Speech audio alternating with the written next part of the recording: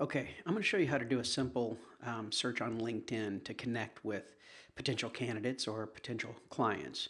So, one of the first ones would be to just do a people search. Now, you can do just a regular people search. If I type in my keywords, say I want to look for SAP developers, you just go ahead and do that. Okay. Now, what that'll do is actually, and I really like LinkedIn's interface because it does lay out the ability to filter over on the side here. But you can also click on advanced over here and then have a little bit more functionality. But either way, it's a pretty powerful tool. So, for instance, if I wanted to use this part of it and just type in SAP, you'll see here, you can also uh, refine this by quite a bit. If you wanted to go for a, say, a developer, SAP developer, if you had a particular company in mind, if you had a school that they had graduated from, here's location. If I put in a postal code here, zip code, right? You can search within miles. It's a pretty basic search.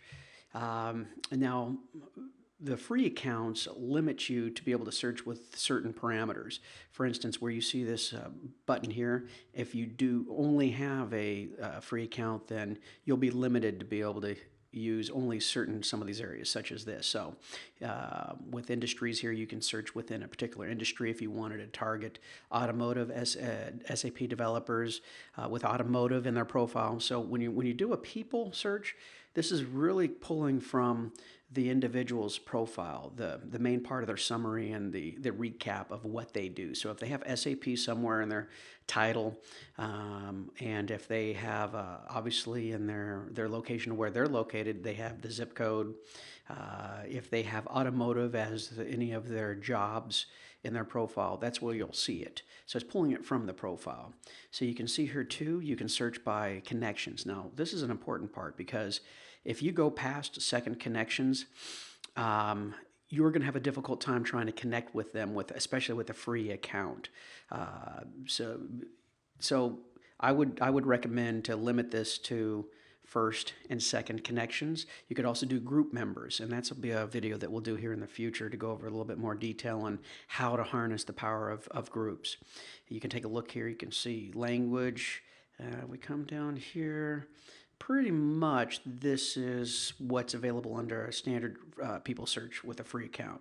So we'll come in here. Obviously, I have too tight of a search here, and that just added my name in there for some reason. Let's go back. Okay, there we go.